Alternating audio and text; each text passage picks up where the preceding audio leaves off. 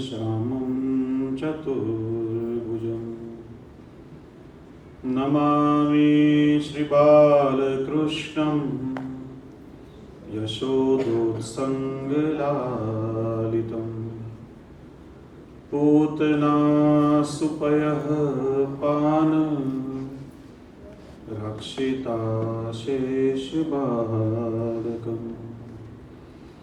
प्रभुर्नन्दकुमारो मे स्वामिनी वृषभानुजा कृतार्थोऽहं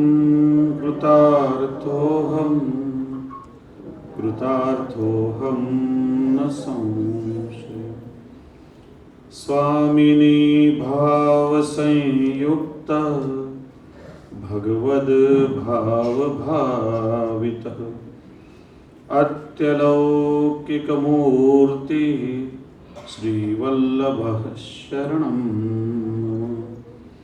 पुष्टिमार्गीय सर्वज्ञ करुणारसपूरितः श्रेष्ठफलप्रदाता च तस्मै श्रीगुरवे।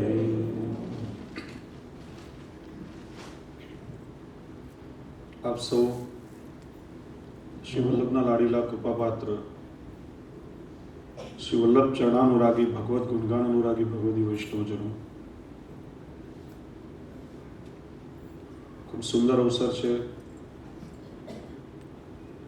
નૂતન સિદ્ધ થયેલા નંદાલયમાં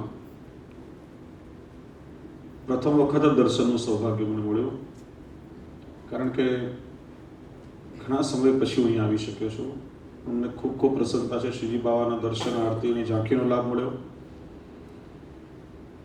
અને આવતીકાલે આપણી હિન્દુ વૈદિક પરંપરાનો એક વિશિષ્ટ ઉત્સવ ગુરુ પૂર્ણિમા છે. ખાસ મારા ગોવિંદભાઈ તરફથી કહેવામાં આવ્યું કે આપણી હિન્દુ સંસ્કૃતિમાં અને પુષ્ટિ માર્ગીય દ્રષ્ટિકોણથી ગુરુનું શું મહત્વ છે એ વિષય પર આપણે ચર્ચા કરીએ.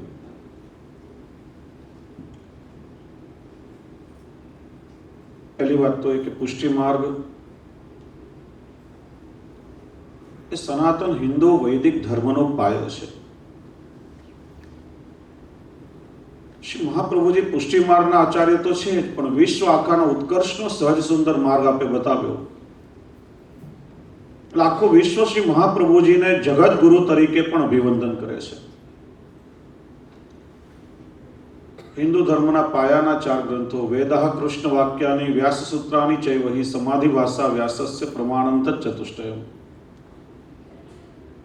વેદ, ભગવદ્ ગીતા, વ્યાસ સૂત્ર એટલે બ્રહ્મસૂત્ર અને શ્રીમદ ભાગવત, આ ચારેયનું મંથન કરી અને તત્વ સ્વરૂપેના નિચોડ સ્વરૂપે આપણને 16 ગ્રંથ આદિ પુષ્ટિ સિદ્ધાંતો આપ્યા છે.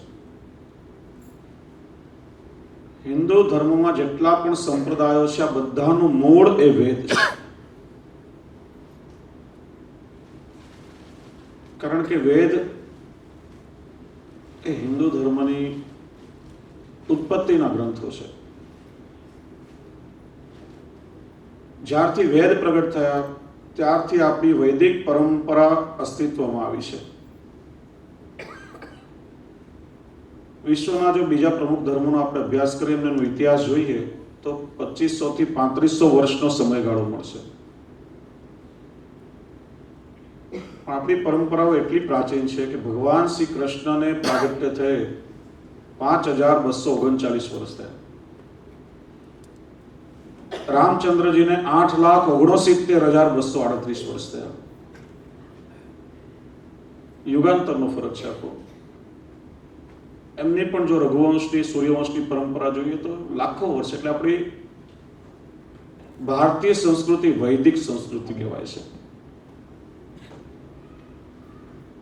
અને શ્રી મહાપ્રભુજી વેદ વચન પ્રતિપાર્યો ચહુયુગ. વૈદિક પરંપરા અનુસાર પુષ્ટિ સિદ્ધાંતોનું આપણને દર્શન કરાવ્યું છે. તો શ્રી આચાર્ય ચરણ એ જગતગુરુ છે. અને અષાઢ સુદ પૂર્ણિમા જેને આપણે સૌ ગુરુ પૂર્ણિમાના નામથી જાણીએ છીએ. અષાઢ સુદ પૂર્ણિમા એ મહર્ષિ વેદ વ્યાસનો પ્રાગટ્ય દિન છે.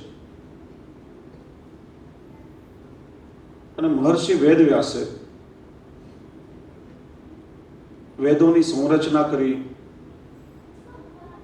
18 પુરાણો, ઉપપુરાણો, મહાભારત, ભાગવત આદિ ગ્રંથો આપ્યા. સમગ્ર હિન્દુ પરંપરાના ગુરુ તરીકે એમને માનવામાં આવે છે. અને સૌથી પ્રથમ વેદ સાંગોપાંગ 16 સંસ્કાર સહિત ગુરુ શિષ્યત્વની દીક્ષા મહર્ષિ વેદ વ્યાસે સુખદેવજીને આપી છે. એટલા માટે આ વ્યાસ પૂર્ણિમા એ ગુરુ પૂર્ણિમા તરીકે મનાવવામાં આવે છે. પૂર્ણિમાનો સંબંધ પૂર્ણતાની સાથે છે. ચંદ્ર જેમ પૂર્ણ કલાએ ખીલે છે,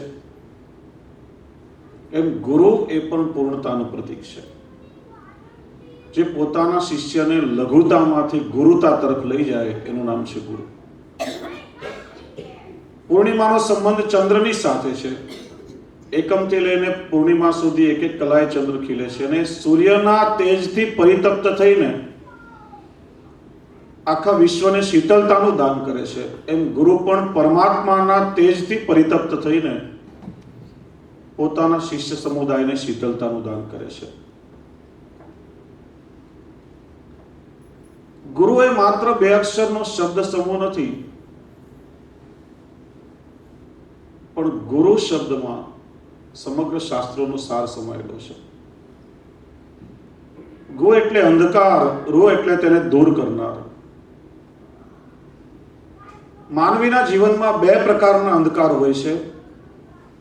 એક તો માતાના ઉદરનો અંધકાર. જીવાત્મા માતાના ઉદરમાં ગર્ભ સ્વરૂપે આવે છે, જન્મ થાય છે, જીવન જીવી મૃત્યુ થાય છે, પાછો જન્મ થાય છે. આ જન્મ મરણનું પરિભ્રમણ નિરંતર ચાલે છે.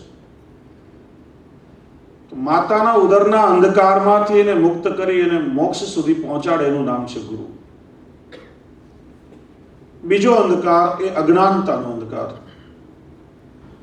આપણે તો એવું કહેવાય કે અજ્ઞાની અને અંધ એ બંને સરખા કહેવાય. બંનેને દોરવા માટે કોઈ વ્યક્તિ હોવું જોઈએ, નહીં તો એમને ક્યારે પણ રસ્તો ના જડે. પોતાના જ્ઞાનના પ્રકાશથી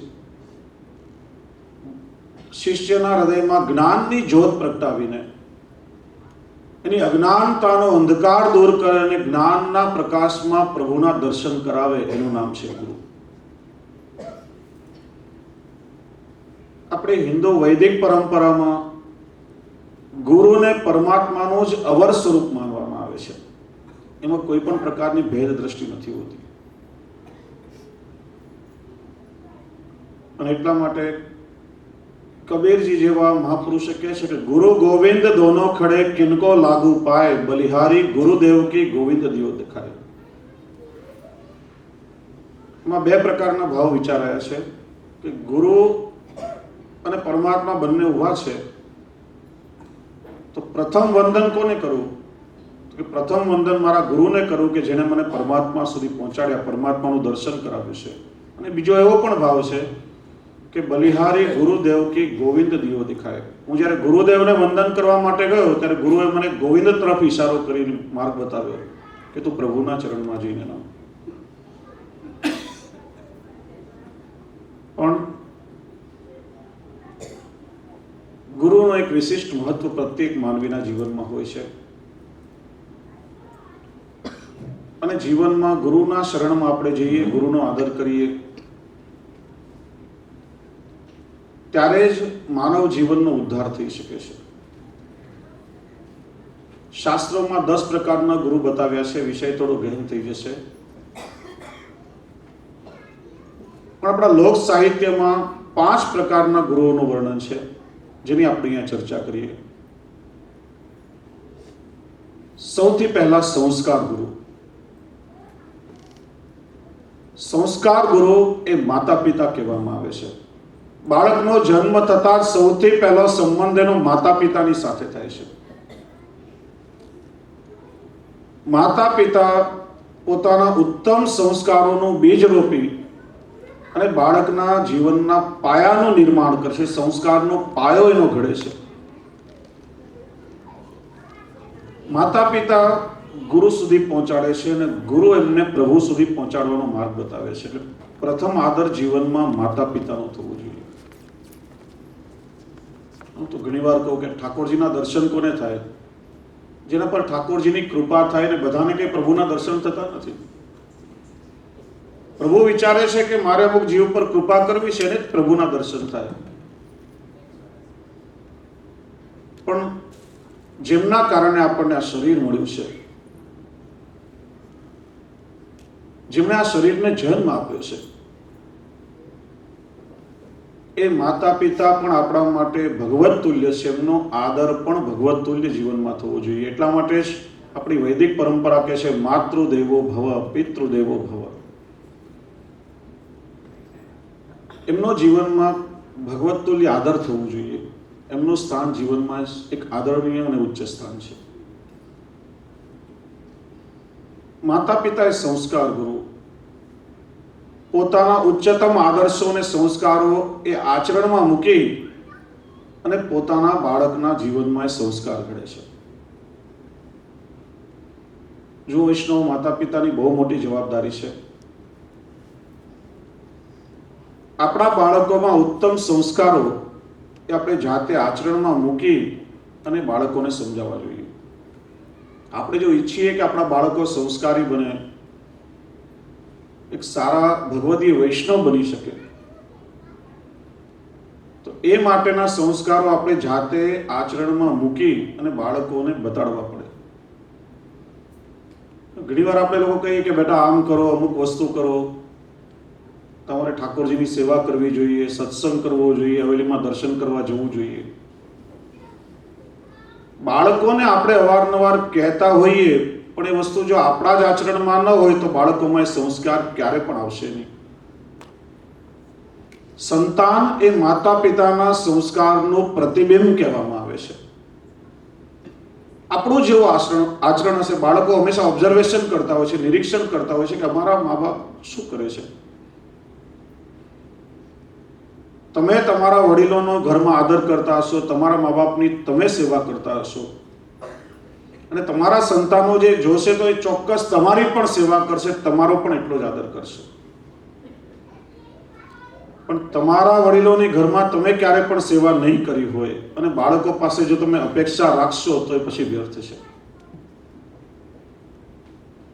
ઘરમાં સેવા થતી હોય, આપણે સેવા કરીએ તો બાળકોને પણ જિજ્ઞાસા થાય કે મારે સેવા કરવી છે.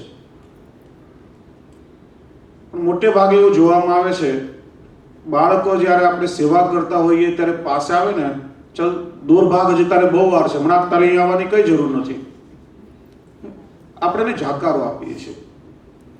અને પછી ઠાકોરજીની સેવામાંથી એનું માઇન્ડ જો ડાયવર્ટ થઈ જાય, કોઈ બીજી જગ્યાએ એનું માઇન્ડ વળી જાય,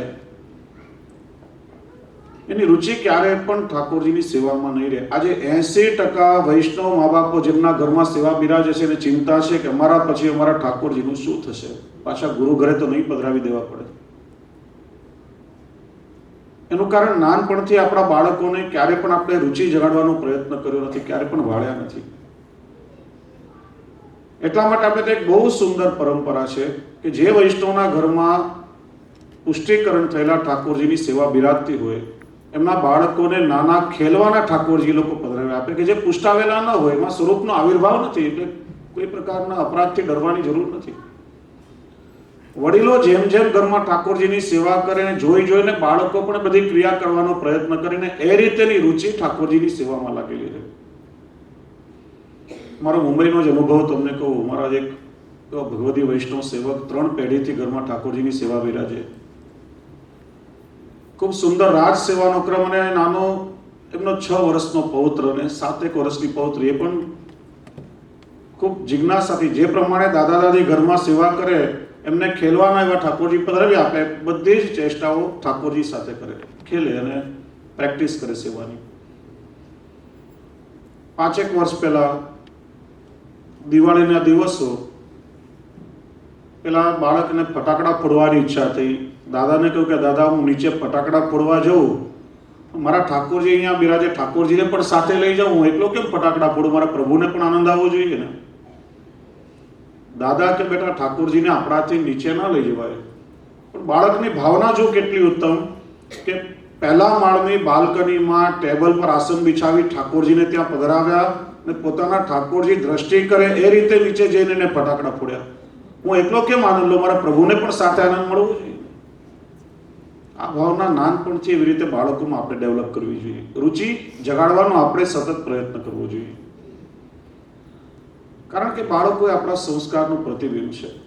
માત્ર મૌખિક ઉપદેશોની અસર નહીં થાય, ઉત્તમ સંસ્કારો આચરણમાં ઉતારીને બતાવવા પડે છે. કહેવાય છે સ્વામી વિવેકાનંદ પાસે એક માતા એના 7-8 વર્ષના પુત્રને લઈને આવી. કહ્યું, મહારાજા મારા દીકરાને સમજાવો, અને ગોળ બહુ ખાય છે. મેં એને બહુ સમજાવ્યો, બહુ કહ્યું, પણ મારું કહ્યું માનતો નથી. તમે સમજાવો ને કદાચ માની જાય. સ્વામી વિવેકાનંદે કહ્યું કે બેન, અઠવાડિયા પછી તારા બાળકને લઈને તું આવજે, હું એને સમજાવીશ.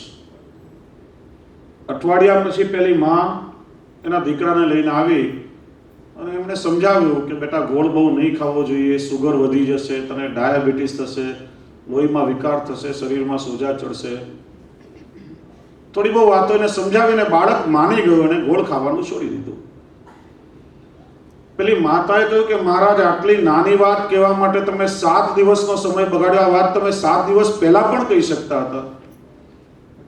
એમને કહ્યું કે 7 દિવસ પહેલા હું પોતે પણ ગોળ ખાતો હતો.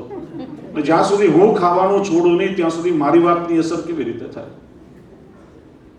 એટલે આપણે જો ઉત્તમ સંસ્કારો બાળકમાં ઈચ્છીએ તો જાતે આચરણમાં મૂકીને બતાવવા પડે. નહીં તો કહેવાય ને આપણે ત્યાં કે ગુરુ કરતા ચેલા સવાયા હોય, બાપ કરતા દીકરા સવાયા હોય. જેવું આપણે કરીએ ને, બાળકો સવાયું કંઈક કરવાની કોશિશ કરતા હોય.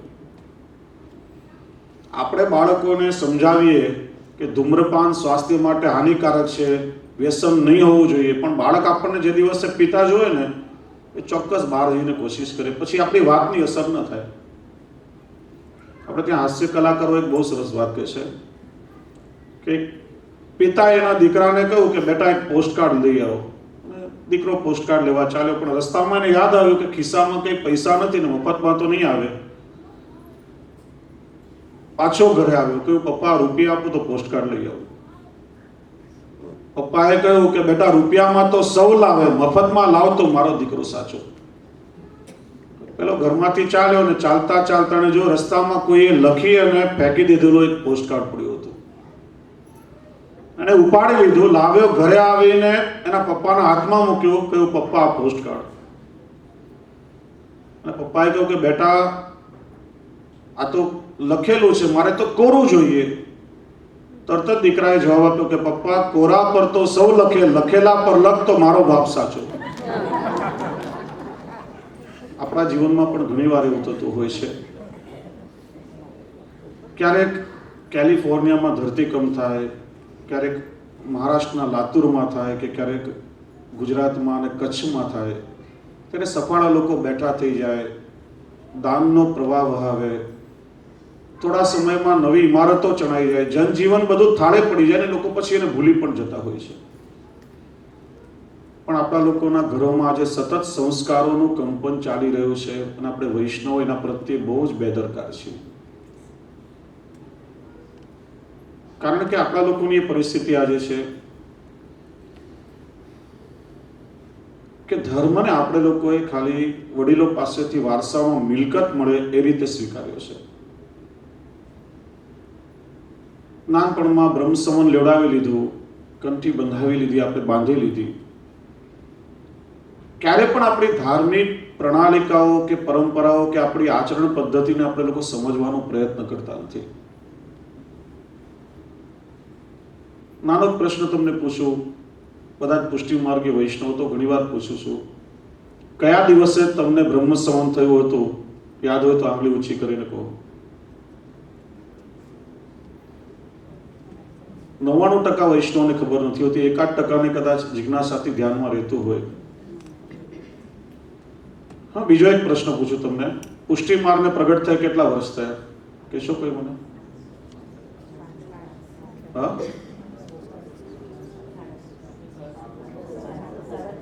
મહાપ્રભુજીને 534 થયા. પુષ્ટિ માર્ગને પ્રગટ થાય કેટલા વર્ષ થયા? તમે વૈષ્ણવ છો. જો શ્રી મહાપ્રભુજીનું પ્રાગટ્ય 1535માં, બ્રહ્મ સમાન ક્યારે થયું? 1549માં. બરાબર. ત્યારથી ગણો અત્યાર સુધી કેટલા વર્ષ થયા? 500 શ્રી મહાપ્રભુજી ત્યારે 14 વર્ષના હતા. બરાબર. કેટલા વર્ષ બાદ કરી નાખો 534 માં? 518 વર્ષ.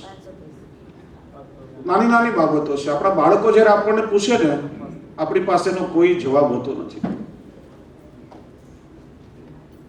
અવારનવાર બાળકો જિજ્ઞાસાથી પૂછે, daddy why this is, why we do this, તિલક કેમ કરવું જોઈએ, કંઠી કેમ પહેરવી જોઈએ, આ બધું શા માટે? આપણે કહીએ ભાઈ મારા બાપ દાદા વડીલો કરતા હતા ને એટલે અમે કરીએ છીએ, અમને બહુ ખબર નથી. પરિણામે એમની જિજ્ઞાસા સંતોષાતી નથી અને પછી જેવો સંગ મળે, જેવો પ્રવાહ, એમાં વહી જતા હોય છે. આપણને બ્રહ્મ સન્માનની તારીખ યાદ નથી, દિવસ યાદ નથી, કારણ કે આપણી પાસે એક્સક્યુઝ છે કે બહુ નાના હતા અને વડીલો એમને લેવડાવી દીધું. બરાબર. પણ આપણે કોઈ દિવસ આપણા બાળકોને સમજાવવાનો પ્રયત્ન કર્યો છે કે બેટા તારા માટે બહુ મહત્વનો દિવસ છે, શ્રી વલ્લભની કૃપાથી ઠાકોરજી સાથે તારું વરણ થયું છે, આજના દિવસને તું જીવનમાં યાદ રાખજે, કંઈક અલૌકિકતા થઈને મનાવજે. આપણે કેટલા લોકોની તારીખો યાદ રાખી છે, કેટલા લોકોની બર્થડે, મેરેજ એનિવર્સરીઓ આવતી હોય, આપણે ફ્લાવર બુકે મોકલાવીએ, ગ્રીટિંગ કાર્ડ મોકલાવીએ, SMS થી ગ્રીટિંગ આપીએ, શુભકામનાઓ પાઠવીએ, કેટલી તારીખો યાદ રહેતી હોય છે. પણ એક વૈષ્ણવના જીવનમાં જે દિવસે શ્રી વલ્લભની કૃપાથી ઠાકોરજીની સાથે વરણ થયું હોય, એનાથી મોટી બીજી કઈ એનિવર્સરી હોઈ શકે? એ તારીખ આપણને યાદ નથી, કારણ કે વારસામાં આપણને બહુ સહેલાઈથી ધર્મ મળી ગયો છે. હું ખાલી વૈષ્ણવની વાત નથી કરતો. વૈષ્ણવ આપણી આખી હિન્દુ પરંપરાની આજે દુર્દશા થઈ રહી છે. વર્લ્ડમાં 96 ક્રિશ્ચિયન કન્ટ્રીઝ છે, 43 ઇસ્લામિક કન્ટ્રીઝ છે. આ બધા દેશના પાયા ધર્મના મૂળ પર નખાયા છે. મુસલમાનો નાનપણથી એમના બાળકોને મદ્રેસામાં ઇસ્લામને કુરાનના સંસ્કાર આપે છે. ક્રિશ્ચનો દર રવિવારે ચર્ચમાં કમ્પલસરી એમના બાળકોને બાઇબલ શીખડાવે છે. જૈનો નિયમિત પોતાના બાળકોને પાઠશાળામાં ભણાવે છે. આખા વર્લ્ડમાં 46 લાખ જૈનોની સંખ્યા છે, પણ 30,000 પુસ્તકો જૈનિઝમ પર લખાયા છે. ત્યારે 80% આપણા હિન્દુઓને પૂછો તો આત્મા ભગવદ્ ગીતા લીધી નહીં હોય, એમને ભગવદ્ ગીતામાં કેટલા અધ્યાય કે ભાગવતજીમાં કેટલા સ્કંદ એમને ખબર નહીં હોય. એટલા માટે 80 કરોડ હિન્દુઓ ભેગા થઈને આઝાદીના 65 વર્ષ પછી પણ ભારતને હિન્દુ રાષ્ટ્ર બનાવી શકતા નથી. કેમ કે આપણને લોકોને આપણા ધર્મની કઈ સમજણ નથી, પણ એકબીજાના ટાટિયા ખેંચવાને નિંદા કરવામાંથી આપણે લોકો ઊંચા આવતા નથી. તો જીવનમાં આગળ કેવી રીતે વધી શકાય?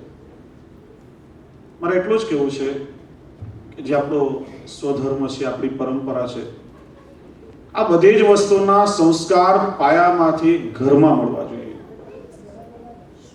ગુરુ જ્ઞાન આપે, ગુરુ આપણને માર્ગ બતાવે, પણ એ પહેલા પાયો સંસ્કારનો મજબૂત પોતાના ઘરમાંથી થાય. માતા પિતા એ સંસ્કાર ગુરુ કહેવામાં આવે છે. એમની બહુ મોટી જવાબદારી છે. અને આપણી એ પરંપરાઓ હતી, આ દરેક વસ્તુ ઘરમાં આપણને શીખવા માટે. આપણું ઘર એ જ મોટું ગુરુકુળ છે. બાળકોને સંસ્કાર મળતા કે સવારે ઉઠીને આપણે ઠાકોરજીના ગુરુદેવના ચિત્રના દર્શન કરીએ, કંઠીના દર્શન કરીએ, ભગવત સ્મરણ કરીએ, જય શ્રી કૃષ્ણ કરીએ, હાથ જોઈ શ્લોક બોલવામાં આવતો, કરાગ્રે વસ્તે લક્ષ્મી, કર મૂલે સરસ્વતી, કર મધ્યે તુ ગોવિંદ, પ્રભાતે કર દર્શનમ. કર હાથ એ ક્રિયાશક્તિનું પ્રતીક છે. આપણા હાથે આખા દિવસમાં હરિગુરુ વૈષ્ણવની સેવા થાય, કંઈક ભગવત કાર્ય થાય, એ માટે કર દર્શન કરીને શ્લોક બોલાય. આજે શ્લોકની આખી વ્યાખ્યા બદલાઈ ગઈ છે. નવો શ્લોક આવ્યો, કરાગ્રે વસ્તે પૂનમ, કર મૂલે તુ ચા પાત્રમ, કર મધ્યે તુ બિસ્કુટમ, પ્રભાતે કપ દર્શનમ. કહીએ આપણે ભાઈ તો સુધરેલા છે, ઉઠીને બેડ ટી પીવા જોઈએ. જીવનમાં સંયમ નહીં, તેને સુધરેલા ના કહી શકાય. કહેવાનો મારો આશય એટલો છે કે પ્રથમ ગુરુ એ માતા પિતા છે. માતા પિતા એને વિદ્યાગુરુ સુધી પહોંચાડે છે. બીજા ગુરુ એ આપણા વિદ્યાગુરુ, જેને શિક્ષક કહેવામાં આવે છે. શિક્ષક એમાં 3 અક્ષર છે. શી એટલે શિસ્ત, ક્ષ એટલે ક્ષમા અને ક એટલે કલા. આ ત્રણેયનો સમન્વય થાય ત્યારે એક શિક્ષકનું સર્જન થાય છે. શિક્ષક એટલે શિલ્પકાર કહેવાય છે. જેમ કોઈ શિલ્પકારના હાથમાં એક બેડોળ પથ્થર આવે તો એ બેડોળ પથ્થરની બધી મલિનતાઓ દૂર કરીને એમાંથી એક સુંદર મૂર્તિ, સુંદર શિલ્પ કંડારે છે. એમ શિક્ષકની જવાબદારી છે કે વિદ્યાર્થીના જીવનમાંથી જેટલી પણ મલિનતાઓ છે એ બધાને દૂર કરી અને એને એક સુંદર જીવનનું શિલ્પ નિર્માણ કરે છે. શિક્ષકનો બીજો એક પર્યાયવાચી શબ્દ આપણે ત્યાં ગ્રામ્ય વિસ્તારમાં શિક્ષકને માસ્તર એવું કહેવાતું. બહુ સરસ શબ્દ છે. માસ્તર એટલે જે માના સ્તર પર જઈ શકે એટલા માટે માસ્તર. માનું સ્તર કયું? કે જે પોતાના બાળકનું સ્તર, એ માનું સ્તર. કદાચ પીએચડી ભણેલી માતા હોય ને, પણ નાના બાળક સાથે વાત કરવા માટે તો એને કાલી ભાષામાં જ બોલવું પડે. માં જો એના સંતાનને કહે કે બેટા મારા જેટલું ભણ પછી મારી સાથે બોલજે, તો દુનિયાનું કોઈ બાળક બોલતા જ ના શીખી શકે. એમ શિક્ષક પણ વિદ્યાર્થીના સ્તર પર આવી અને વિદ્યાર્થીને વિદ્યાનું દાન આપે છે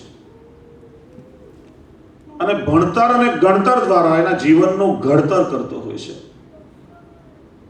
માનવીના જીવનનું મૂલ્યાંકન એના જીવનના ઘડતરથી થાય છે. લિયો ટોલ્સ્ટોયને એકવાર એક માણસે પ્રશ્ન પૂછ્યો કે માણસના જીવનમાં ભણતરનું અને ઘડતરનું શું મહત્વ છે? એમણે એક ધાતુનો ટુકડો પાડ્યો કે આ ધાતુનો એક ટુકડો, એની કિંમત 5-10 પૈસા. એમાંથી કોઈ ખીલી કે સ્ક્રૂ બને તો 25 પૈસામાં વેચાય, પણ એમાંથી કોઈ મશીનરીનો સ્પેર પાર્ટ બને તો એના 500 રૂપિયા ઉપજે. ધાતુ આની આ છે, પણ એનું ઘડતર કેવું થાય છે એનાથી એની કિંમત અંકાય છે. એમ માનવીના જીવનમાં એને કેટલું જ્ઞાન મેળવ્યું, એના જીવનનું ઘડતર કઈ રીતે થયું, એનાથી માનવીનું મૂલ્યાંકન થતું હોય છે. એટલા માટે શિક્ષક કે વિદ્યાગુરુ એમનો પણ જીવનમાં એટલો જ આદર થવો જોઈએ. કારણ કે વિદ્યાગુરુનો જો આપણે આદર ન કરીએ, એમનું જીવનમાં જો સન્માન ન હોય, તો ક્યારે પણ વિદ્યા પ્રાપ્ત ન કરી શકાય, ક્યારે પણ એનું અજ્ઞાન દૂર ના થઈ શકે. વિદ્યાગુરુ પછી ત્રીજો પ્રકાર બતાવ્યો છે આદર્શ ગુરુ. આદર્શ ગુરુ એટલે આ જગતમાં કોઈ પણ વ્યક્તિ હોય, કોઈ પણ વસ્તુ હોય, એમાંથી સારા ગુણો આપણે ગ્રહણ કરીએ તો એ આદર્શ ગુરુ કહેવાય છે. જેમ શ્રીમદ ભાગવતજીમાં કથા આવે છે કે દત્તાત્રેય મહારાજે પોતાના જીવનમાં 24 ગુરુઓ કર્યા હતા. 24 ગુરુઓ એટલે 24 ગુરુઓ પાસે કંઠી બંધાવી નથી, આદર્શ ગુરુઓની વાત છે. જેમના પાસે જે સારો સદગુણ શીખવા મળ્યો એને જીવનમાં એમને ગ્રહણ કર્યો છે, જીવનમાં ઉતાર્યો છે. હાથીને ગુરુ બનાવ્યો, પતંગિયાને ગુરુ બનાવ્યો, ભમરાને ગુરુ બનાવ્યો, વેશ્યાને ગુરુ બનાવી, લોહારને ગુરુ બનાવ્યો, અજગરને ગુરુ બનાવ્યો. દરેક વ્યક્તિ પાસે કંઈક સારો ગુણ એમને જોયો અને ગુણને પોતાના જીવનમાં ઉતાર્યો છે. માણસ પાસે જો એવી દ્રષ્ટિ હોય તો આ જગતની કોઈ પણ વસ્તુમાંથી એને સારા ગુણો ચોક્કસ મળી શકે. દ્રષ્ટિ જો ઉત્તમ હોય તો આ જગતમાં આપણે ગુણો જોઈએ, પણ દ્રષ્ટિમાં જો દોષ ભરેલો હોય તો આપણને દોષ સિવાય બીજું કંઈ મળવાનું નથી. હંમેશા આપણી દ્રષ્ટિ સારગ્રાહી અને ઉત્તમ રાખવી જોઈએ. સામાન્ય રીતે આપણા જીવનો સ્વભાવ કેવો હોય કે આપણે ગુણો પોતાના જોઈએ અને દોષો બીજાના શોધવાનો હંમેશા પ્રયત્ન કરીએ. માણસનો સ્વભાવ છે બીજાના છિદ્રો હંમેશા જોયા કરે અને પોતાના ગુણો એમ વખાણ્યા કરે. અને એક વસ્તુ યાદ રાખો કે બીજાની નિંદા કરવા માટે જ્યારે આપણે એક આંગળી ચીંધીએ છીએ ત્યારે 3 આંગળી આપણી પોતાની સામે જ રહેતી હોય છે. શ્રી ગુસાઈજી પ્રભુચરણના ચતુર્થલાલજી શ્રી ગોકુલનાથજીને એકવાર એક વૈષ્ણવે પૂછ્યું, મહારાજ આ જગતમાં બધે દોષ કેમ દેખાય છે? ત્યારે શ્રી ગોકલેશ પ્રભુએ આજ્ઞા કરી, વૈષ્ણવ દોષ આ જગતમાં નથી, દોષ તમારી દ્રષ્ટિમાં છે. તમારી દ્રષ્ટિ જો બ્રહ્મવાદી હશે તો આખા જગતમાં તમને પ્રભુની લીલાનો અનુભવ થશે. દ્રષ્ટિમાં દોષ હશે તો બધામાં તમને દોષ દેખાશે. આ જગત છે ને ગુણ અને દોષોનું મિશ્રણ છે. ગુણ અને દોષોના મિશ્રણ રૂપ જગતમાંથી સાર રૂપ ગુણો ગ્રહણ કરવા એનું નામ છે હંસ વૃત્તિ. એ જ આપણો આદર્શ ગુરુ કહેવાય. જેમ દૂધ અને પાણીનું મિશ્રણ થઈ જાય તો દૂધ અને પાણીને કોઈ જુદા ના કરી શકે. એક ઉપાય છે કે અગ્નિ પર આપણે દૂધને રાખીએ, પણ અગ્નિ છે પાણીને બાળી નાખે છે, દૂધમાંથી પાણીને જુદું કરી શકતું નથી. પણ હંસમાં એ સામર્થ્ય છે કે દૂધ અને પાણીનું મિશ્રણ કરીને હંસની સામે રાખીએ તો હંસ એમાંથી કેવલ દૂધ ગ્રહણ કરીને પાણી બાજુ પર કરી નાખે છે. એમાં જગત ગુણ અને દોષોનું મિશ્રણ છે. એમાંથી દોષોને બાજુ પર રાખીને સાર રૂપ ગુણો ગ્રહણ કરવા એનું નામ છે હંસ વૃત્તિ. જેમ મીરાબાઈ કહે છે ને, દધીમાંથી ઘૃત કાઢલીઓ ડાર દીવો છોડી. દહીંનું મંથન કરી અને એમાંથી સાર રૂપ માખણ કાઢી લઈએ, પછી છાશ ઢોળાઈ જાય તો પણ કઈ નુકસાન જતું નથી. કોઈ પણ વસ્તુમાંથી આપણને સારા ગુણો મળી શકે. પહાડ સામે આપણે જોઈએ તો અડગતા અને નિશ્ચલતાનો ગુણ આપણને શીખડાવે. પક્ષીઓ સામે જોઈએ તો સતત જીવનમાં પરિશ્રમ કરવો જોઈએ, એ પાઠ આપણને ભણાવે. નદી સામે જોઈએ તો નિર્મળતા અને સતત ગતિશીલતાનો ગુણ આપણને શીખડાવે. વૃક્ષોને જોઈએ તો પરોપકારિતાનો ધર્મ આપણને શીખડાવે. એટલા માટે તો વૃક્ષોને વૈષ્ણવનું સ્વરૂપ કહેવાય છે. વૈષ્ણવા વૈ વનસ્પત્ય. શ્રીમદ ભાગવતજીના 10મા સ્કંદમાં ગોવર્ધન લીલા પહેલા ભગવાને કેટલું સુંદર વન અને વૃક્ષોનું મહત્વ પ્રગટ કર્યું છે. આપણે લોકો વૃક્ષોને ઝાડ કહીએ કારણ કે જડ હોય છે, પણ શ્રી આચાર્ય ચરણે કેટલું એનું સુંદર દર્શન કરાવ્યું છે કે આ વૃક્ષ છે વૈષ્ણવનું સ્વરૂપ છે, કારણ કે પરોપકાર ધર્મના આચાર્ય છે.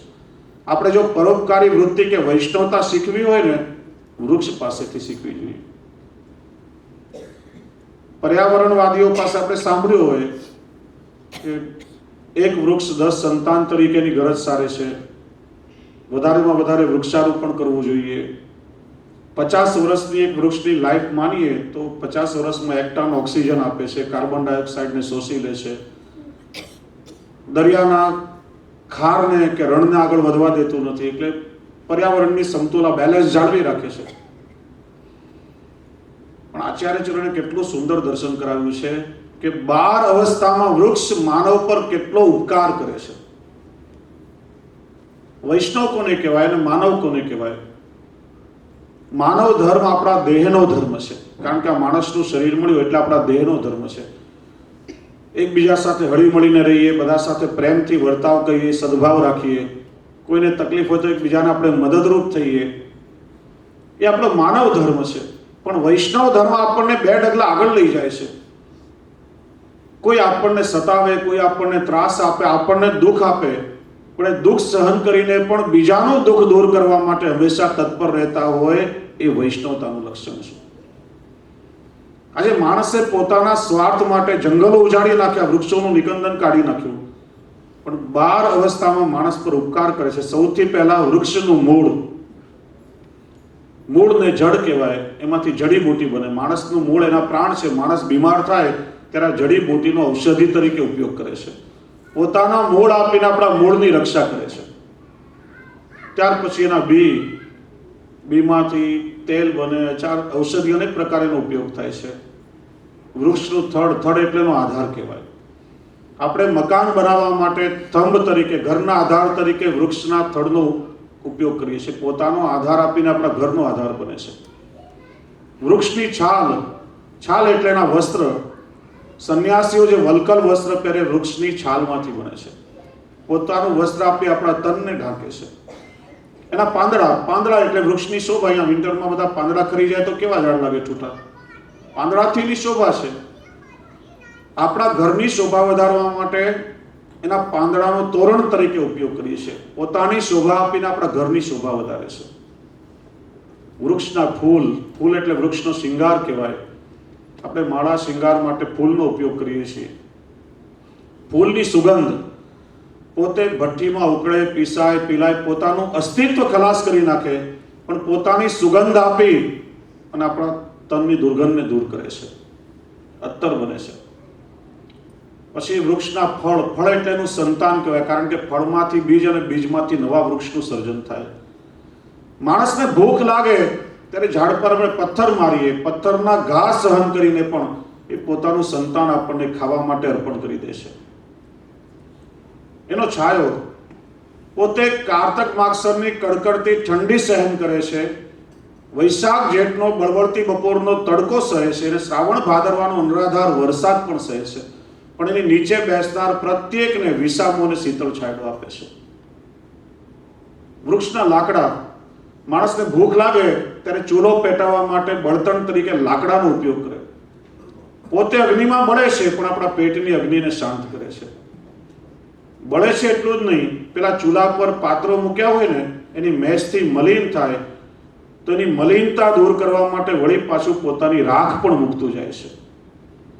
દરેક અવસ્થામાં વૃક્ષ માનવજાત પર કેટલો ઉપકાર કરે છે. એટલે શ્રી મહાપ્રભુજી સમજાવે છે કે વૈષ્ણવતાનું લક્ષણ જો આપણે શીખવું હોય ને તો આ વૃક્ષો પાસે શીખવું જોઈએ.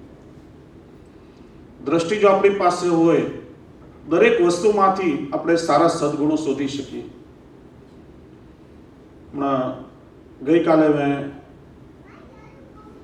પાર્લી નવેલીમાં ત્યાં ચર્ચા નીકળી હતી, થોડું ક્રિકેટ વિશે પણ કીધું હતું. જો આપણી પાસે દ્રષ્ટિ હોય ને તો આ સામાન્ય ક્રિકેટ જેવી રમતમાં પણ આપણે જીવનના આધ્યાત્મને શોધી શકીએ, આપણા જીવનના પ્રસંગો મળી શકે.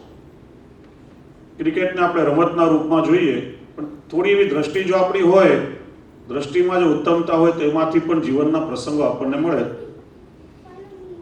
હમણાં જ આપણા ભારતમાં પેલી IPL ક્રિકેટ મેચ પૂરી થઈ. IPL એટલે શું? IPL એટલે ઈશ્વર પ્રત્યે લાગણી. અને જુઓ તો આ જગતના મેદાનમાં, સંસારની પીચ ઉપર આપણે સૌ જીવનનું ક્રિકેટ રમવા આવ્યા છીએ. ક્રિકેટમાં બે બેટ્સમેન બેટિંગ કરતા હોય, બોલર દડો ફેંકે, એક વિકેટ કીપર હોય, બીજા 9 ફિલ્ડર હોય, બે એમ્પાયર, બધી વ્યવસ્થા હોય. તો બોલર કોણ? તો બોલર એ ભગવાનની માયા. 6 દડા ફેંકે છે. એ 6 દડા એટલે કામ, ક્રોધ, લોભ, મોહ, મદ અને મત્સર. દડો એટલે અવસર. ક્યારેક ઇન સ્વિંગ થાય, ક્યારેક આઉટ સ્વિંગ થાય. આ જીવનના સુખ દુઃખના બધા અવસર છે. અને આપણે જ્યારે બેટિંગ કરીએ ત્યારે હાથમાં બેટ વિવેકનું હોવું જોઈએ. જીવનના પ્રત્યેક અવસરને વિવેકથી સાચવવો જોઈએ. અને વિવેક જો ચૂકી જઈએ તો પાછળ 3 વિકેટ છે, મન, બુદ્ધિ અને ચિત્ત. દાંડી ઉડે ને આપણે ક્લીન બોલ્ડ. જીવનના અવસરોને વિવેકથી સાચવવા પડે. રનર એટલે આપણો જીવન સાથી, એની સાથે